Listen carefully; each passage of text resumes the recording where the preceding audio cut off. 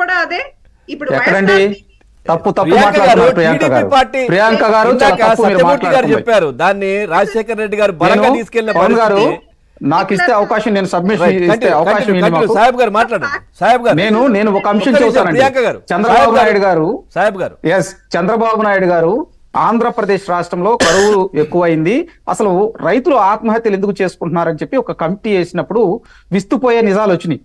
రైతులు ఆర్థిక పరమైనటువంటి ఇబ్బందులతో పంటను మరి ఏసీ పెట్టుబడులు పెట్టి ఆ పంట అప్పు తీర్చలేక రైతు ఆత్మహత్యలు చేసుకుంటున్నారన్నప్పుడు ఒక సభలోకి వెళ్ళి రైతులను ఉద్దేశించి మాట్లాడుతూ, మీ ఇంట్లో 2 పిల్లలు ఉంటే ఒక పిల్లవాడు చదువుకొని వాడు స్వతంత్రంగా బతకటానికి టెక్నాలజీ పరంగా ఒక కోర్స్ చేసేసి ఒక సాఫ్ట్వేర్ గా స్థిరపడాలి, 2వ పిల్లవాడు వ్యవసాయం చేసుకోవాలి, ఎందుకంటే ఇతను నష్టపోయినా గానీ అతను ఆదుకుంటాడని చెప్పాడు. అప్పుడు ఇంజనీరింగ్ కాలేజీలు తీసుకొచ్చి పిల్లలను టెక్నాలజీ వైపు ముందరకు తీసుకెళ్లి మరి ఈ రోజు సాధారణ రైతు కూలీ పిల్లలు అమెరికాలో సాఫ్ట్వేర్ ఉద్యోగాలు చేస్తున్నారంటే చూడండి. ఆ రాయలసీమలో కావచ్చు, కోస్టల్ ప్రాంతాల్లో కావచ్చు, అదే విధంగా ఈస్ట్ వెస్ట్ గోదావరిలో పిల్లలు అమెరికా వెళ్ళారంటే చంద్రబాబు నాయుడు గారు తీసుకొచ్చినటువంటి సంస్కరణలనే చెప్పుకోవాలి. వాస్తవంగా వాస్తవవాది లోక విరోధి అన్నట్టు చంద్రబాబు నాయుడు గారి మీద అప్పుడున్నటువంటి కాంగ్రెస్ ప్రభుత్వం, అప్పుడున్నటువంటి రాజశేఖర రెడ్డి గారు అబద్ధాలు చెప్పి అసత్యాలు చెప్పి ఆ విధంగా చేశారండి. రెండో అంశం, మీరు ఎస్సీలు విషయంలో కూడా చూడండి, చంద్రబాబు గారిని ఎంత ఇబ్బందికరమైనటువంటి అంశం గురి చేశారు. ఎస్సీల్లో ఎవరైనా పుట్టదలుచుకున్నారని ఎందుకన్నారు? వాళ్ళ మీద అక్కడ అగ్రవర్ణ కులాలు దాడులు చేస్తూ ఉంటే వాళ్ళు మాట్లాడే మాటలకు ఆయన ఒక ఇంత కళ్ళనీళ్ళు పెట్టుకొని ఆ మాట అంటే ఇటువంటి అంశాలన్నీ కూడా తీసుకెళ్లి తర్వాత కరెంటు తీగల మీద బట్టలు ఆరేసుకోమన్నాడు చంద్రబాబు గారు అని చెప్పి అభూత కల్పన. ఆ రోజు కూడా ఏమన్నారు, మెరుగైనటువంటి విద్యుత్ రైతులకు ఇవ్వాలంటే ఖచ్చితంగా మీటర్కి ఇంత అని చెప్పి మనం కొంత అమౌంట్ కలెక్ట్ చేయాలి, అంతేగాని ఊరక హామీలు ఇచ్చేసి రైతులకు నాణ్యమైనటువంటి కరెంట్ లేకపోతే రాయలసీమ ప్రాంతంలో పెద్ద ఎత్తున రైతులు ఆత్మహత్యలు చేసుకుంటున్నారండి. ఒక రైతు ఆత్మహత్య చేసుకున్నప్పుడు ఎక్కడో పొలానికి 30 కిలోమీటర్ల దూరంలో శవం పడిపోయి ఉంటే 10 రోజులైనా కానీ శవం రాకపోతే అక్కడ అడవి జంతువులు పీక్కుతున్న సంఘటనలో ఇటువంటి మాటలు మాట్లాడింది.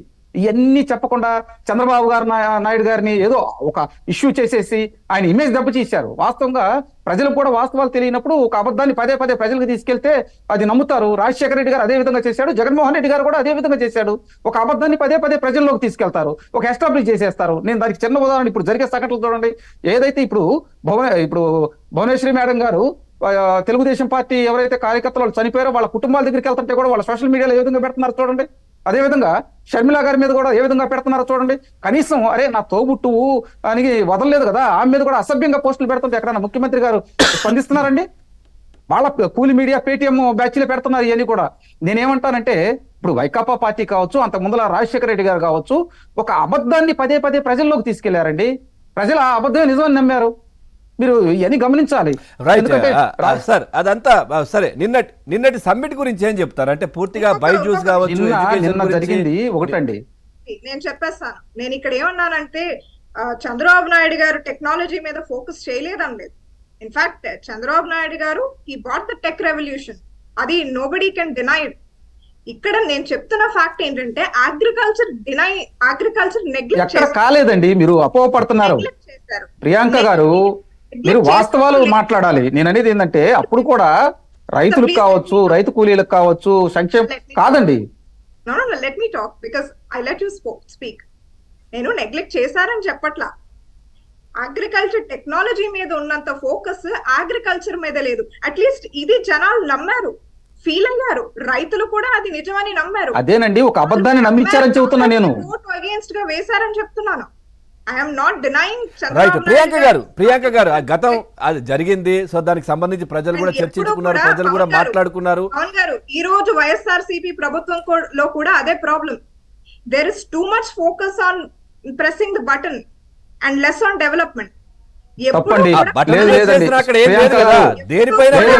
లేదు, ఇది కూడా అబద్ధం. నేను చెబుతున్నానండి, పవన్ గారు నవరత్న పథకాలను 9 పథకాలు తీసుకొచ్చి నేను 99% చేశానంటున్నారు. ఒక్క పథకం కూడా నేను సరిగ్గా చేయలేదండి. నా దగ్గర ఆధారాలు ఉన్నాయి, నేను చెబుతాను. నా దగ్గర అన్ని లిస్ట్ ఉందండి, నా దగ్గర ఆధారాలు ఉన్నాయి, ఖచ్చితంగా చూపిస్తా ఆధారాలు.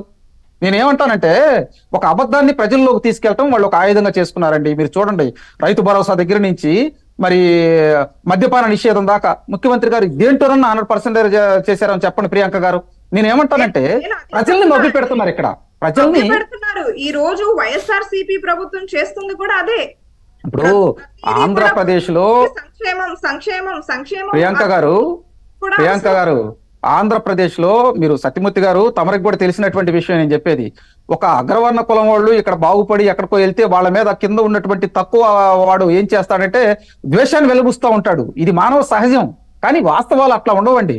ఎట్లా ఉండిద్దంటే ఎవడైనా కష్టపడితే ఒక ఉన్నత స్థానానికి వెళ్ళొచ్చు. నేను ఎందుకు చెబుతానంటే ఇప్పుడు దుల్హాన్ పథకం అని ఒక పథకం తీసుకొచ్చారు ముఖ్యమంత్రి ఆ రోజు చంద్రబాబు నాయుడు గారు.